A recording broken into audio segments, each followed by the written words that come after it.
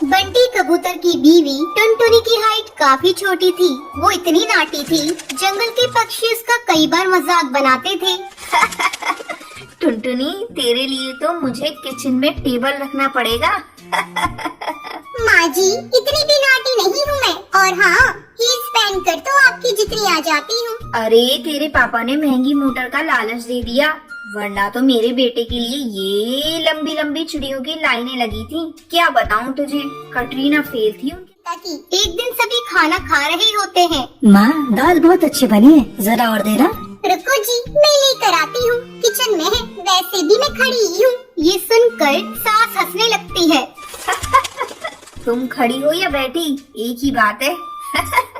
बस कीजिए जी, अभी हील्स नहीं पहनी है मैंने, वैसे भी हील्स पहनती हूँ तो आपके बराबर लगती हूँ। एक दिन टुनटुनी सब्जी लेने बाहर निकलती है तो पड़ोसन कहती है, देखो देखो कितनी नाटी है, रंग तो दिखने में ठीक ठाक था, हाइट भी ठीक ठाक थी, फिर क्या जरूरत थी ऐसी नाटी बहू लाने की। दहेज बहन दहेज, अंधे हो गए थे पैसों के पीछे, अब करे जग हंसाई। दोनों की बात टुनटुनी सुन लेती है और उसे बहुत गुस्सा आ जाता है। आंटी जी, एक बात बताओ, मेरे पापा के पास पैसे हैं, उनको अच्छी लड़की की तलाश थी, ये पसंद आए और शादी हो गई, इसमें मेरा क्या कसूर, ये जो आप लोग मुझे सुना रही हैं?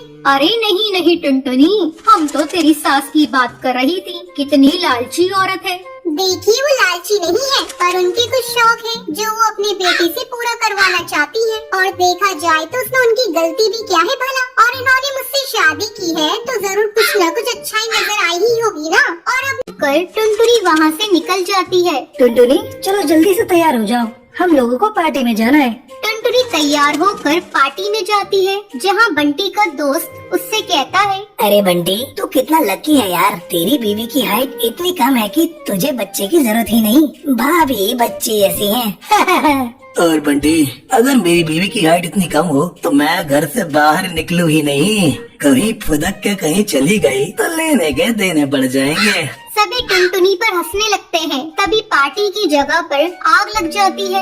अरे भागो यहाँ से, जल्दी भागो। अरे लेकिन बाहर के दरवाजे पर ही आग है, हम बाहर निकलेंगे तो निकलेंगे कैसे, कोई रास्ता भी नहीं है। अरे रास्ता है ना, अगर कोई सामने वाली खिड़की से बाहर निकल जाए तो सब निकल सकते हैं। तभी टुनटुनी छोटी सी खिड़की से बाहर निकल जाती है और आग बुझा देती है। अरे वाह, भाभी जी ने तो हम सबको बचा लिया। वाह भाई वाह, बीवी हो तो ऐसी, अपने पति ही नहीं यहाँ मौजूद सभी की जान बचा ली है। भाई बंटी, माफ कर देना, तेरी बीवी तो सच में कमाल है।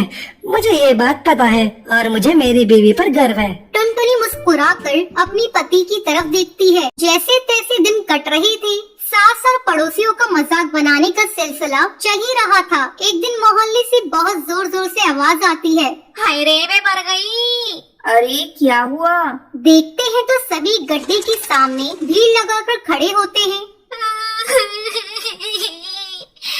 मेरा बेटा इस गड्ढे में गिर गया। पड़ोसन जोर जोर से रोने लगती है। तभी वहाँ टुनटुनी आ जाती है। रोइए मत, मैं प्रिंस को लेकर आती हूँ। ये बोलकर नाटी सी पतली सी टुनटुनी चिड़िया गड्ढे में घुसकर बच्चे को बाहर ले आती है। तब क्या था, एक बार फिर टुनटुनी के लिए पूरा मोहल्ला तालियां बजाता है। मुझे माफ कर दो टुनटुनी, मैंने तुम्हारी हाइट का कितना मजाक बनाया था। कोई बात नहीं मासी, प्रिंस ठीक है, ये बहुत है। अब वो दिन आता है जब सास टुनटुनी की तारीफ करती है।